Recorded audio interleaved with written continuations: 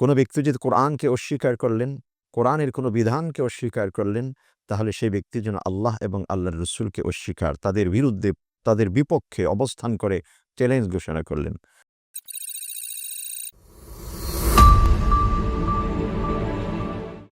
আসসালামু আলাইকুম ওরহমতুল্লাহি ওবরকাতুহ। ইন্নাল হামদালিল্লাহ ওয়াসসালাতু ওয়াসসালামু আলা মান লা নাবিয়্যা বা'দা, আম্মা বাদ। সুপ্রিয় দর্শক, মানাহিল টিভির পক্ষ থেকে আপনাদেরকে স্বাগতম। আজকে আমাদের সাথে অতিথি হিসেবে রয়েছেন ঢাকা বনানী সেন্ট্রাল জামে মসজিদের সম্মানিত খতিব, জামিয়া হুসাইনিয়া দারুল আরকম মাদ্রাসার সম্মানিত মুহাদ্দিস হাফেজ মৌলানা মুফতি দিলাওয়ার হোসেন বারাকাল্লাহু ফি হায়াতি। আমরা জানি যে পবিত্র ধর্মগ্রন্থের মধ্যে 104টি ধর্মীয় কিতাব রয়েছে। সেই 104টি ধর্মীয় কিতাবের মধ্যে সবচেয়ে গুরুত্বপূর্ণ বড় ধর্মীয় কিতাব, টেকসই ধর্মীয় গ্রন্থ হলো আল কোরআন, যেটা উম্মতে মুসলিমের জন্য মহানবী সাল্লাল্লাহু আলাইহি ওয়াসাল্লামের উপর অবতীর্ণ হয়েছে। এই কোরআনের মর্যাদা নিয়ে আলোচনা করবেন আজকের অতিথি। আসসালামু আলাইকুম ওয়া রাহমাতুল্লাহি ওয়া বারাকাতুহু। আলহামদুলিল্লাহি ওয়া কাফা ওয়া সালামুন আলা ইবাদিহি আল্লাযীনা ইসতাফা, আম্মা বা'দ। ফাআউযু বিল্লাহি মিনাশ শাইতানির রাজীম। বিসমিল্লাহির রাহমানির রাহিম। যালিকাল কিতাব লা রাইবা ফীহি হুদাল লিল মুত্তাকিন। শ্রদ্ধেয় সম্মানিত শ্রোতাবৃন্দ, কোরআনে কারীম আল্লাহর পক্ষ থেকে অবতীর্ণ হওয়া যাবতীয় গ্রন্থের মধ্যে সর্বশেষ এবং চূড়ান্ত একটি গ্রন্থ।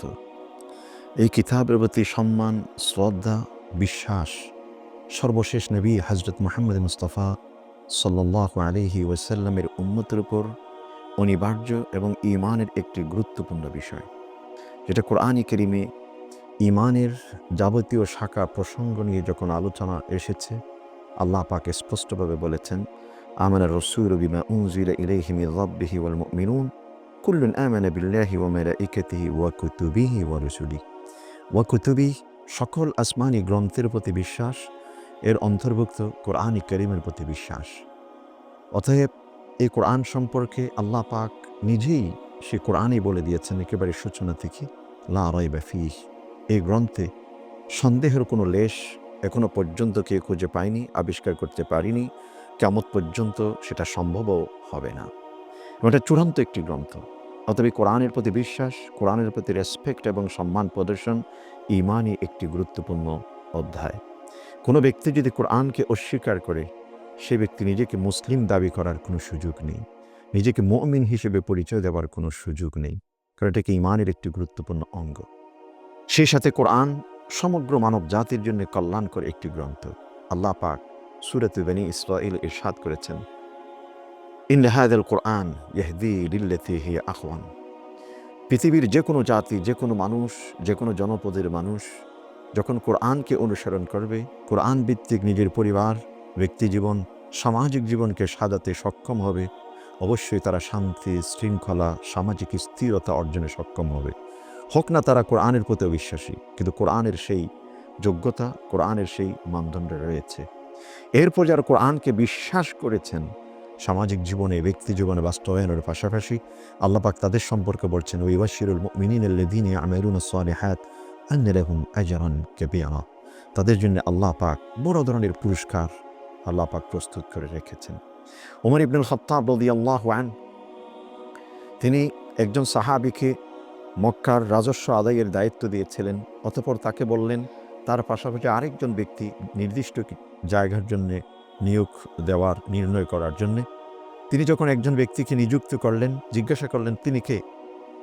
ওমর ইবনুল খাত্তাবকে তিনি উত্তর দিলেন, ইবনে আবাজা। পরিচয়, তিনি আমাদের আজাদকৃত একজন গোলাম, একজন দাস।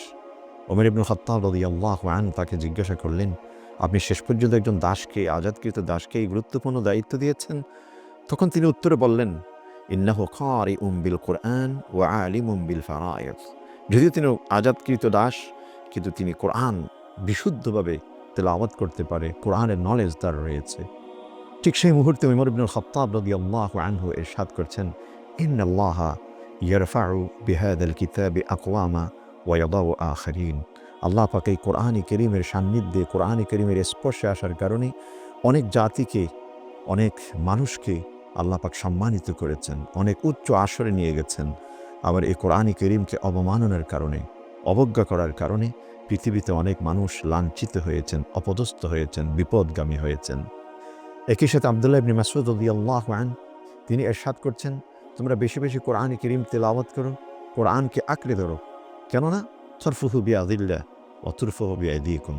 কোরআন কারীম হচ্ছে একটি রশির মতো, যার রশির একদিক হচ্ছে আল্লাহর হাতে, আরেক দিক হচ্ছে আমাদের হাতে। যে ব্যক্তি আল্লাহর সান্নিধ্যে, আল্লাহর সাথে একই বন্ধনে আসতে চায়, সে ব্যক্তি যেন কোরআনকে আঁকড়ে ধরে মজবুতভাবে, শক্তভাবে সেটাকে গ্রহণ করে। আল্লাহ পাক আরও বলেছেন, ওয়া'তাসিমু বিহাবলিল্লাহি জামিআ। অনেক মুফাসসিরিন কিরাম হাবলুল্লাহ, আল্লাহর রশি হিসেবে এই কোরআনকেই ব্যাখ্যা করেছেন। সেই দৃষ্টিকোণ থেকে কোরআন অত্যন্ত গুরুত্বপূর্ণ। আল্লাহ রসুল সাল্লাল্লাহু আলাইহি ওয়াসাল্লাম আরও ইরশাদ করেছেন, ইকরাউল কোরআন ফাইন্নাহু ইয়াতি ইয়াউমাল কিয়ামাতি শাফিআন লিআসহাবি। কোরআন হচ্ছে এমন একটি গ্রন্থ, যেই প্রতিটি মানুষ যখন কাল কিয়ামতের দিন হাশরের মাঠে দিক বিদিক ছুটাছুটি করবে, দিশাহারা হয়ে, কোরআন তার পাশে এসে সুপারিশকারী হিসেবে তার পাশে এসে দাঁড়াবে, তার জন্য সুপারিশ করবে। আল্লাহর কাছে বলবে, ইয়া রব, হে আমার প্রতিপালক। ইনি হচ্ছেন সেই ব্যক্তি যিনি সারা রাত জেগে আমি কোরআনকে নিয়ে থাকতেন, কোরআন তেলাওয়াত করতেন। আমি তার পক্ষে আপনার কাছে সুপারিশ করছি, আপনি তার সুপারিশটুকু গ্রহণ করুন। আল্লাহ পাক বলবেন, তোমার সুপারিশ গ্রহণযোগ্য। ঠিক এভাবে কোরআন কারীমের প্রতি সম্মান, কোরআন কারীমের প্রতি রেসপেক্ট, এটা অত্যন্ত গুরুত্বপূর্ণ। ইহ জগৎ, পরজগৎ, উভয় জগতের জন্যে কোনো ব্যক্তি যদি সফলতা অর্জন করতে চায়, তাহলে কোরআনের প্রতি সম্মান, কোরআনকে আপন করে নেওয়ার বিকল্প কোনো পথ নেই। অন্যদিকে কোনো ব্যক্তি যদি কোরআনকে অবমাননা করে, কোরআনকে অস্বীকার করে, তার পরিণতি কত ভয়াবহ। আল্লাহ পাক কোরআন কারীমের মধ্যে ইরশাদ করছেন, ইন্নামা জাযাউল্লাযীনা ইউহারিবুনা আল্লাহ ওয়া রাসূলাহু ওয়া ইয়াসআউনা ফিল আরদি ফাসাদা আন ইউকাত্তালু আও ইউসাল্লাবু আও তুকাত্তা'a আইদিহিম ওয়া আরজুলুহুম মিন খিলাফ আও ইউনফাউ মিনাল আরদ যালিকা লাহুম খিজয়ুন ফিদ দুনিয়া ওয়া লাহুম ফিল আখিরাতি আযাবুন আযীম। যারা আল্লাহ এবং আল্লাহর রসুলের বিরুদ্ধে যুদ্ধ ঘোষণা করে, কোনো ব্যক্তি যদি কোরআনকে অস্বীকার করলেন, কোরআনের কোনো বিধানকে অস্বীকার করলেন, তাহলে সেই ব্যক্তি যেন আল্লাহ এবং আল্লাহর রসুলকে অস্বীকার, তাদের বিরুদ্ধে, তাদের বিপক্ষে অবস্থান করে চ্যালেঞ্জ ঘোষণা করলেন। আল্লাহ পাক তাদের শাস্তি হিসেবে বলছেন, আন ইউকাত্তালু, তাদেরকে যেন হত্যা করা হয়, আও ইউসাল্লাবু, অথবা ভিন্ন পদ্ধতিতে হত্যা সমতুল্য তাদেরকে যেন শাস্তি প্রদান করা হয়, আও ইউনফাউ মিনাল আরদ, অথবা তাদেরকে নির্বাসন অথবা আজীবন যে কারাবন্দী হিসেবে শাস্তি প্রদান করা হয়। এবং এটাও স্পষ্ট করেছেন, যালিকা লাহুম খিজয়ুন ফিদ দুনিয়া, এটা জাগতিক সাময়িক একটি হালকা শাস্তি, কিন্তু পরকালে আল্লাহ পাক তাদের জন্য আরও কঠিন শাস্তি নিরূপণ করে রেখেছেন, নির্ধারণ করে রেখেছেন। অতএব কোরআনকে অস্বীকার এটা কুফরির সমতুল্য। হ্যাঁ, কোনো ব্যক্তি কোরআনকে পরিপূর্ণ অস্বীকার করেন না, তিনি কোরআন আল্লাহর গ্রন্থ, মুসলিম উম্মার জন্য অন্যতম একটি গুরুত্বপূর্ণ দিক, এটাকে বিশ্বাস করেন, কিন্তু প্রেক্ষাপটের কারণে, যে বিভিন্ন পরিপ্রেক্ষিতের কারণে কোরআন ভিত্তিক জীবন সাজাতে তিনি সক্ষম নন, সেটা আলাদা বিষয়। সেটা হয়তো ফিস্কু পুজুর বা গুনাহের, কঠিন গুনাহের জগতে সেটা আসতে পারে। কিন্তু যে ব্যক্তি কোরআনকে অস্বীকার করবে, কোরআনকে তুচ্ছ তাচ্ছিল্য করে মানুষের সামনে উপস্থাপন করতে চেষ্টা করবে, এটা কুফরি সমতুল্য। এটা কাফের মুশরিকদের স্বভাব, যাদের চিত্র আল্লাহ পাক সে নিজে কোরআন কারীমে তুলে ধরেছেন। وقال الذين كفروا لا تسمعوا لهذا القرآن والغوا فيه لعلكم تغلبون। কাফির মুশরিকদের যারা সরদার ছিল, আবু জেহেল, আবু লাহাব, উতবা, শাইবা, এরা সকলে সম্মিলিতভাবে, সংঘবদ্ধভাবে সিদ্ধান্ত গ্রহণ করে, তোমরা কোরআন শুনবে না। যেখানে রাসূল করিম সাল্লাল্লাহু আলাইহি ওয়াসাল্লাম, মুহাম্মদ মুস্তাফা সাল্লাল্লাহু আলাইহি ওয়াসাল্লাম কোরআন পাঠ করতেন, কোরআনের প্রতি মানুষকে আহ্বান করতেন, কোরআনের একটি আয়াত তিলাওয়াত করে মানুষকে শোনাতেন, এই কাফির সরদাররা তারা সিদ্ধান্ত গ্রহণ করলো, তোমরা কোরআন শুনবে না, বরঞ্চ তার বিপরীতে যে কাজটি করতে হবে, কোরআন সম্পর্কে তোমরা কটাক্ষ করবে, কটূক্তি করবে, উপহাস করবে, কোরআন সম্পর্কে মানুষের কাছে তুচ্ছ তাচ্ছিল্য করে সেটাকে উপস্থাপন করবে, তখনই তোমরা সফলতা অর্জন করতে পারবে। অতএব কোরআনকে অবমাননা, কোরআনের প্রতি অসম্মান, কোরআনের প্রতি রেসপেক্ট না করা, এটা হচ্ছে কাফের মুশরিকদের স্বভাব, এটা কুফরির অন্তর্ভুক্ত। অতএব আমাদের সকলের প্রয়োজন কোরআনের প্রতি শ্রদ্ধাশীল হওয়া। পৃথিবীতে কোরআন এমন একটি গ্রন্থ যেটা পৃথিবীর চালিকা শক্তি, পৃথিবী চলমান থাকার জন্য একটি পাসওয়ার্ডের মতো। সময়ের এমন কোনো একটি ক্ষুদ্রতম মুহূর্ত নেই যে মুহূর্তে পৃথিবীর কোনো না কোনো প্রান্তে কোরআন করিম তেলাওয়াত হচ্ছে না।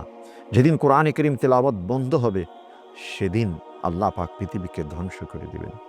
যা আশরাতুস সাআহ, কিয়ামতের যে সমস্ত নিদর্শনগুলো রয়েছে, সেখানে স্পষ্ট উল্লেখ রয়েছে যে এক পর্যায়ে পৃথিবীতে এমন হবে, মানুষের সমাজ থেকে, মানব জীবন থেকে কোরআনকে আল্লাহ পাক তুলে নেবেন।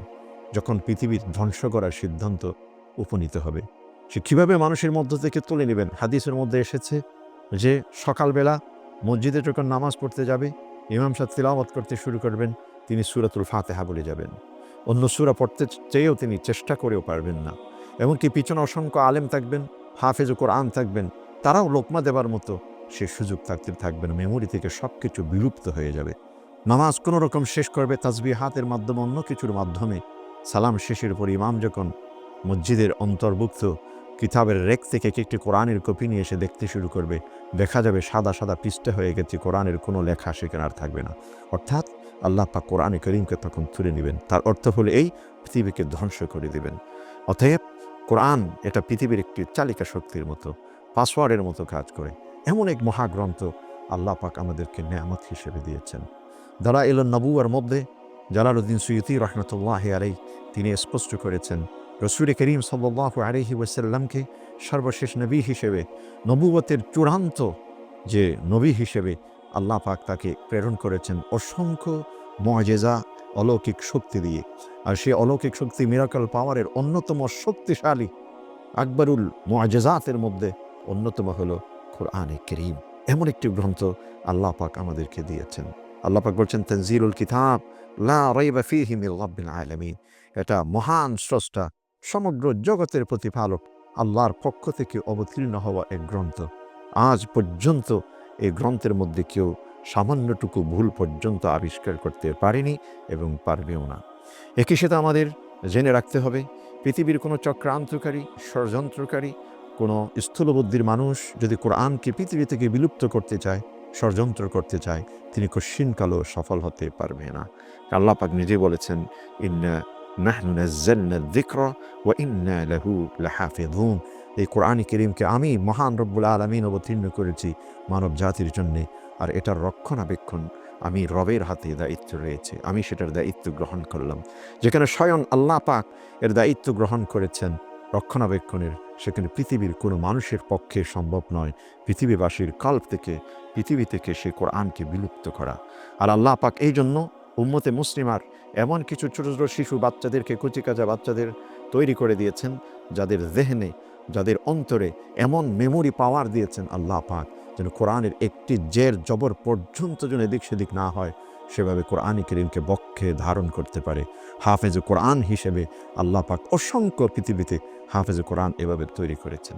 এজন্য পৃথিবী থেকে ঠিক এই মুহূর্তে কোরআন কারীমের যত কপি রয়েছে, সমস্ত কপি যদি কোনো জায়গায় পুড়িয়ে ফেলা হয় অথবা অন্যত্র গোপন করা হয়, কিন্তু অসংখ্য হাফেজ কোরআনের বুক এখনো পর্যন্ত প্রস্তুত।